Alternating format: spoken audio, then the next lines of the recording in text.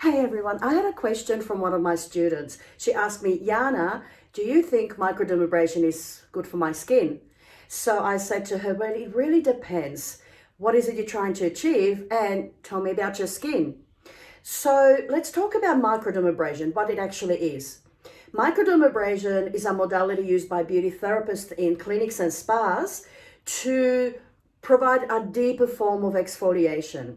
So often machines are used. Some are used with crystals. So there's a jet of crystals that is projected on the skin to erode away the dead cells.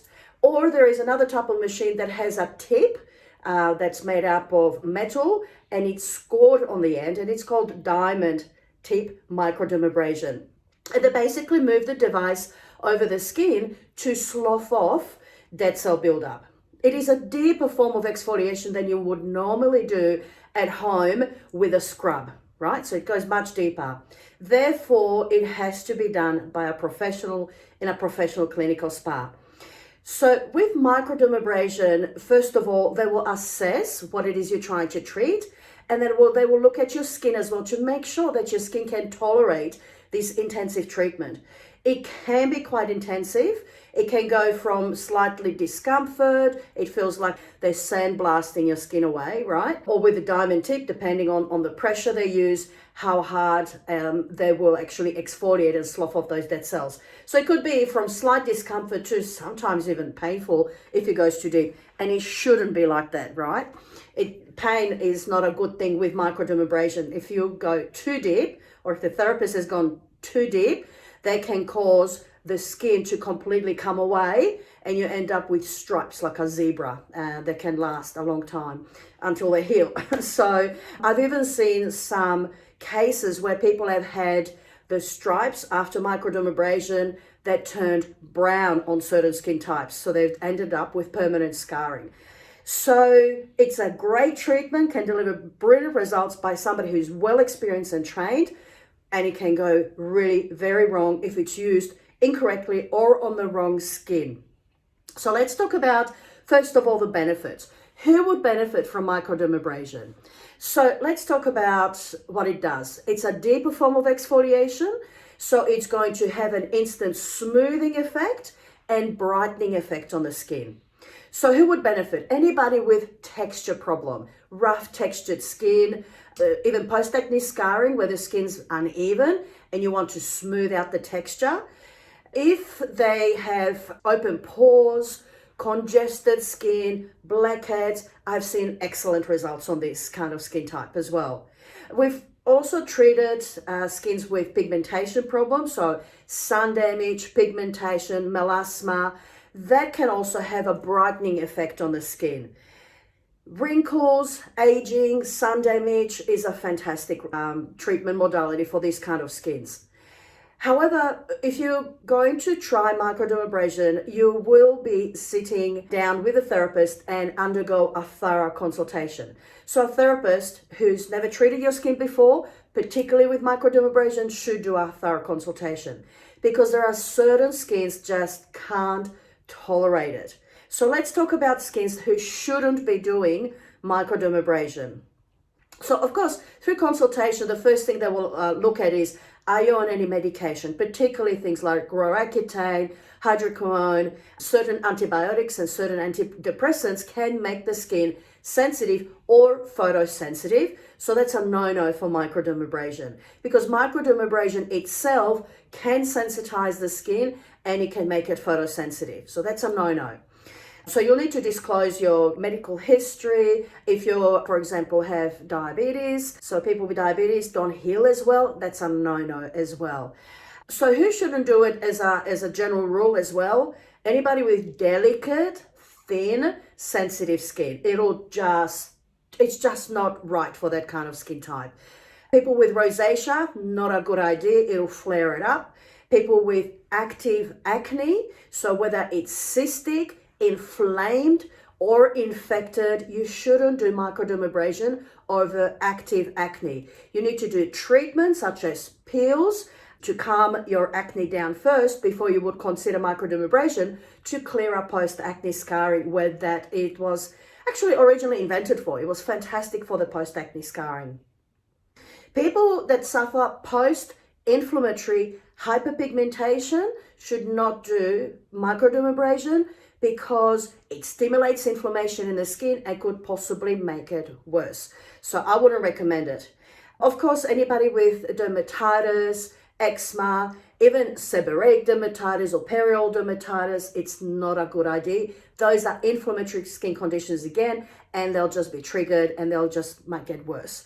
So not a good idea to do it. Another condition I would not recommend it, and you might think, oh, why, is milia, because you feel that spiky cyst on the skin and you want just to get it out. It may actually help to work it out and remove it. However, there's some recent studies that I've read where they're talking about, what causes milia. And one of them was overtreated skin, microdermabrasion lasers that can contribute to more milia forming. So you may be removing the existing milia, but you may be contributing to more milia coming back and forming. So I wouldn't recommend it. I think peels and enzymes are fantastic for milia if you want to go down that road. So microdermabrasion is a fabulous modality that beauty therapists, professional beauty therapists use in clinics and spas to help improve texture and brighten the skin. And it should always be done by a professional therapist who know what they're doing, how hard they can go on the different skin types and different skin conditions they're using. Now, typically just a one-off microdermabrasion treatment will help you rejuvenate your skin. It's fabulous for a pick-me-up, right? But if you're treating things like post-acne scarring, pigmentation, aging, open pores, you will need more than one treatment.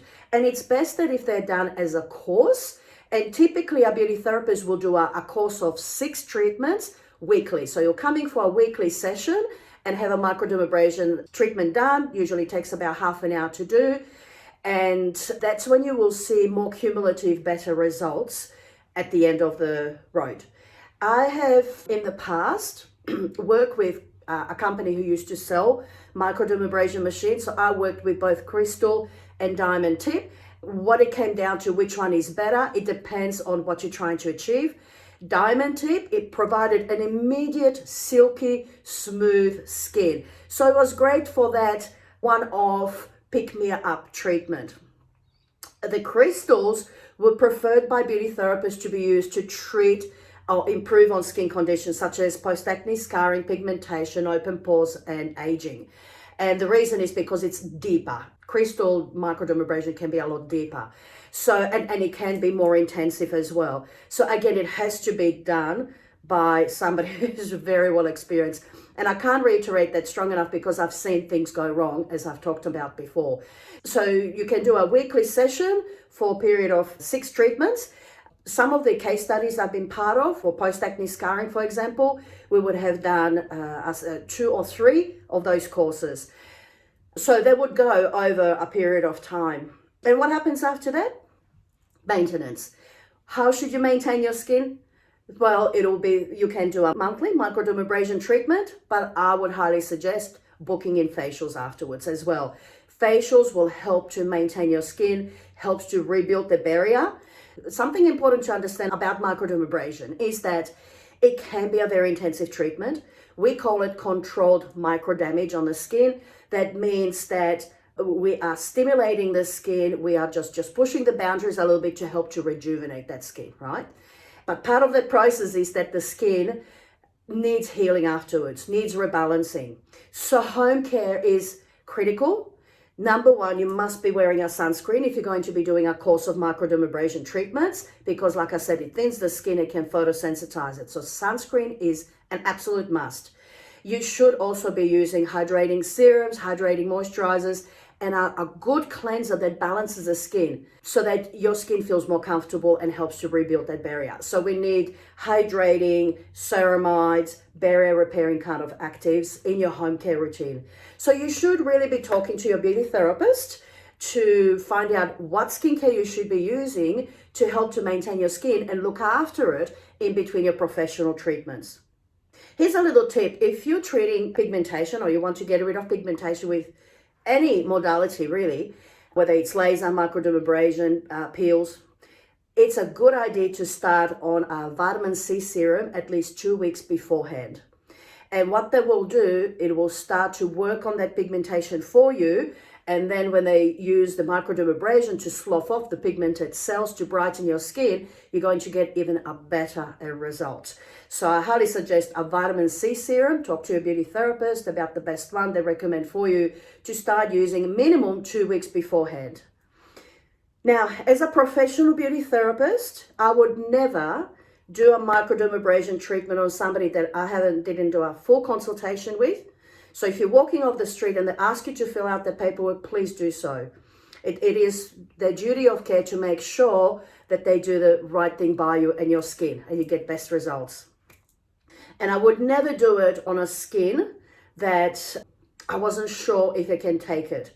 I would need to do some treatments first of all, get a handle of that skin, understand how that skin responds, and then possibly down the track build it in once we had that skin back into superb condition. So your skin needs to be in really good condition to undergo microdermabrasion treatments and to have the best results. So it's a good idea to talk to your beauty therapist at least 2 weeks beforehand when you book your treatments.